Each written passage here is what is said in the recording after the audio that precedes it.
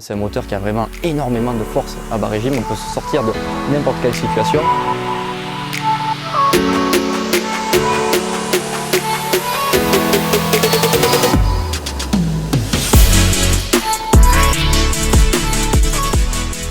Allez, bonjour à tous et bienvenue dans cette nouvelle vidéo où je suis avec Nico. On a eu l'occasion, l'honneur, le plaisir d'essayer la gamme Sherco 4 temps 300 450 aujourd'hui.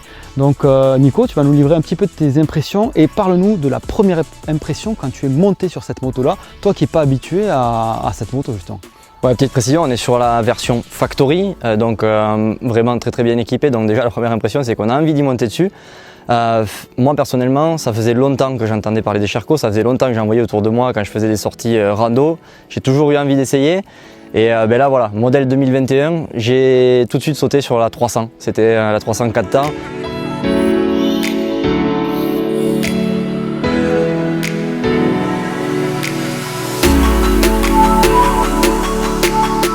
Et la première impression quand on monte dessus, on retrouve un guidon relativement bas. Relativement plat, donc on se dit que dans les virages ça va être une arme, tu vois, sur les spéciales en herbe.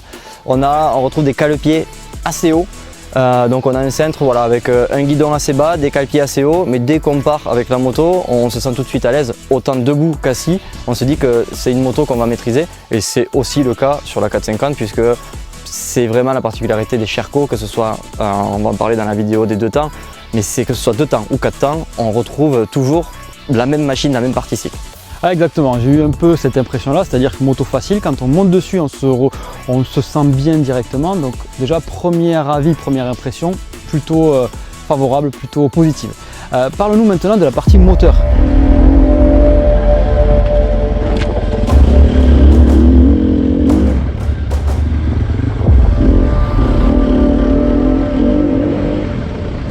Alors si on commence par la 300, déjà comme sur toutes les motos Sherco, on a 2 courbes. On a une courbe soft, une courbe hard au niveau du moteur. Donc on ressent vraiment la différence. Elle est vraiment pas bridée, mais c'est efficace à bas régime et on ne va pas avoir envie de la faire gueuler, de la faire monter dans les tours puisque c'est pas possible.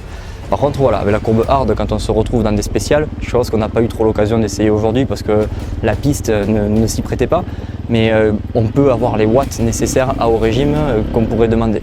Donc ça, vraiment sur la 300, c'est vraiment quelque chose que j'ai apprécié. Comportement global moteur de la 300, c'est un moteur qui a vraiment énormément de force à bas régime. On peut se sortir de n'importe quelle situation. Bon, on va en parler après, mais la moto est maniable, mais en plus de ça, elle est accompagnée d'un moteur qui se laisse mourir très bas dans les régimes et on peut repartir quand on n'a pas d'adhérence ou qu'on est sur des racines, des cailloux, même sur une partie extrême, c'est pas un souci. On a toujours voilà, ce petit filet de gaz, ça pardonne, ça essuie énormément d'erreurs. Voilà pour la partie sur la 300. La 450, là on sent qu'on est sur une moto où il faut peut-être un physique différent d'une autre parce que nous voilà, on fait 1m70, 1m75 pour 65-68 kg. On sent que voilà, cette machine, il faut l'amener. Niveau du moteur, elle a énormément de couple, elle a une force de malade quand on est à bas régime, c'est vraiment hallucinant. Pour autant, il faut faire attention quand on est un petit peu en galère dans une montée ou qu'on est en difficulté sur des racines, qu'on perd l'adhérence, de toujours bien maîtriser son régime moteur, rester vraiment sur le bas régime et pas mettre un gros coup de gaz parce que voilà, ça reste une 450, ça va nous amener, on peut se faire désarçonner. Je sais pas ce que toi t'en as pensé. Moi je pensais comme toi, la 300 moto très efficace, facile à prendre en main. La 450 un peu plus entre guillemets une moto d'homme, c'est-à-dire qu'il faut un gabarit assez conséquent, surtout sur des grandes sorties où elle va fatiguer un peu plus. Mais par contre, elle a un moteur qui est souple, qui permet quand même de se sortir de situations assez compliquées. Donc j'ai apprécié les 2 motos, mais c'est vrai que la 300 est un peu plus adaptée, on va dire, à nos gabarits. Parle-nous toi maintenant de la partie suspension. Tu nous as parlé un peu de la maniabilité et essaie d'embrayer sur les suspensions, autant 300 que 450.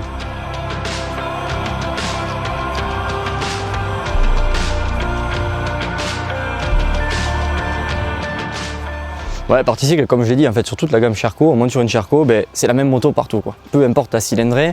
Donc là-dessus, au niveau de la maniabilité, peut-être que la 450, effectivement, on ressent un petit peu l'inertie du moteur, donc on va aller moins joueuse, hein. Évidemment, c'est pas une 125, on le ressent qu'on est sur une 450, mais au niveau de la partie cycle, ce sont vraiment des motos que n'importe qui peut prendre en main. Elles sont accompagnées sur la version Factory de suspension Kayaba. Mais aujourd'hui, elles n'étaient pas rodées, les motos. Tu vois, c'est peut-être pas les conditions idéales pour un essai. On les avait pas préparées pour nous ni quoi que ce soit. Pour autant, on arrive à se faire une idée très précise de ce que ça va donner sur n'importe quel type de terrain. Aujourd'hui, on était sur un terrain très difficile avec une petite partie extrême aussi, très glissant, très caillouteux, avec défoncé dans les bois, avec des cailloux, des racines. Et confort, une moto très confort qui pardonne pas mal d'erreurs. Alors du coup, question difficile, mais si tu devais garder un point positif de ces deux motos et un point à améliorer, ça serait quoi? C'est pas cool comme question, mais c'est pas cool parce que très franchement, on l'a dit, c'est la version factory, elles sont super bien équipées, il y a quasiment rien à faire dessus. Tu vois, moi j'adore les pneus Michelin, elles ont des pneus Michelin, on sent qu'on va être à l'aise là-dessus, on va avoir de l'adhérence, elles sont équipées de ventilateurs, donc ça c'est bon pour la longévité aussi du moteur. Même le galbe du guidon, je le changerai même pas parce que tu vois, j'étais habitué à des guidons plus hauts et au final je me dis est-ce qu'il faudrait pas que je revienne même en enduro sur des guidons un petit peu plus bas. Non, voilà, après on vous mettra la liste des pièces de la version factory par rapport à la version de base, on vous mettra tout ça en description. Mais on voit que c'est une moto, pour moi, il n'y a rien à faire dessus. Donc du coup, globalement satisfait de cette 450, pardon. Tu choisirais laquelle entre les deux? Ouais, 300 sans hésiter, par rapport à mon gabarit et tout ça, je pense que c'est une moto vraiment pour tout le monde peut se sentir à l'aise sur la 300, elle pardonne énormément d'erreurs, on s'éclate en rando et on s'éclaterait autant en spécial. Merci Nico, merci à tous de nous avoir suivis. Ces motos nous ont été prêtées par DSN. Si vous avez une question par rapport à une moto, un essai, c'est disponible chez eux, donc n'hésitez pas à les contacter. On vous met tout dans la description. Nous on vous dit à très bientôt dans une prochaine vidéo.